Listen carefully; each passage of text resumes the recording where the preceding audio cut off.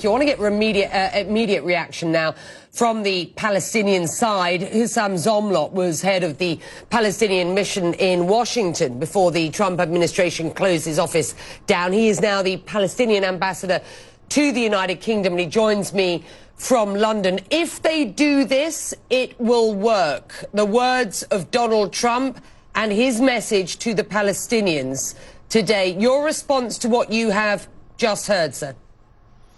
What I just heard and saw was a second-rate political comedy, really. It's a political circus, and it's a scam in the lowest possible situation. I mean, President Trump himself said that he likes to do big things, and he did 3 big things today.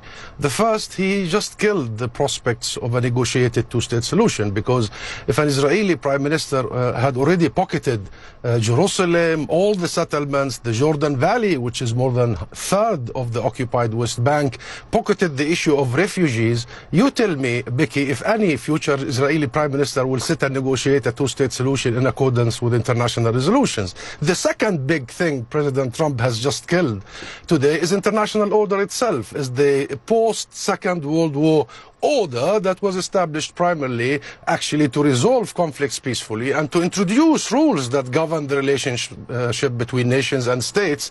And the premise, the heart of that order, is the inadmissibility of acquiring territory, let alone annexing territory, by force. That premise has been dismantled today, and I believe today will begin the rule of the jungle, chaos all over, because you will have 100 Netanyahus all over the world who are facing criminal charges, are facing elections, and who would want to do the same, just grab territories, annex territories for the sake of being re-elected.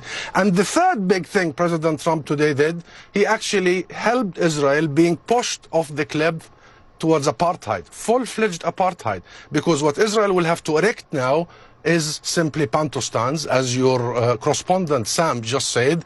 And I think this will be remembered by the future Israeli generations, that Mr. Trump was the one who actually did not allow Israel to go in the path of a genuine, real peace.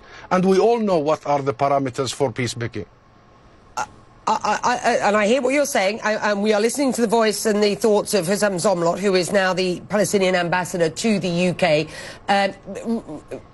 Responding, you know, within minutes of President Trump announcing the details of what, or giving us a sort of, you know, the ballpark of what he calls this deal of the century, a deal, the opportunity of a lifetime, he said.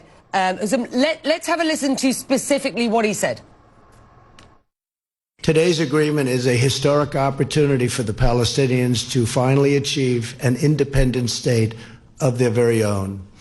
After 70 years of little progress, this could be the last opportunity they will ever have.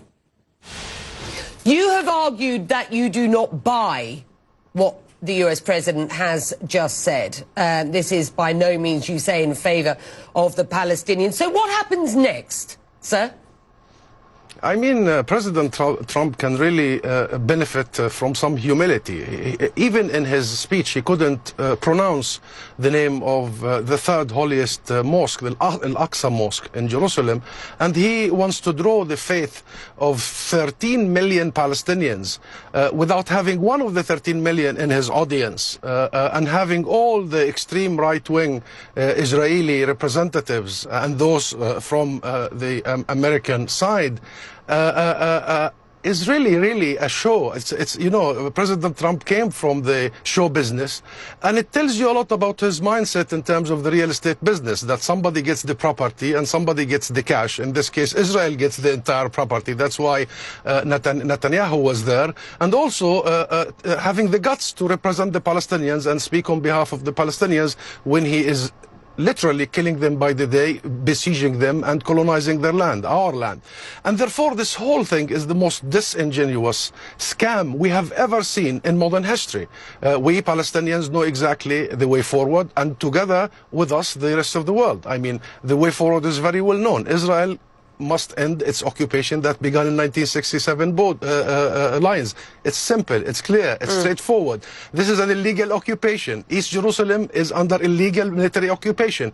Once Israel ends its occupation, a Palestinian sovereign state will be established in these territories, and a fair resolution to the issue of Palestinian refugees in accordance with international law. Now, Israel, this is the last thing, Becky, in this part. Now, Israel can have peace with its own settlers, because I saw in your video and transmission the leaders of the settler movement in Israel.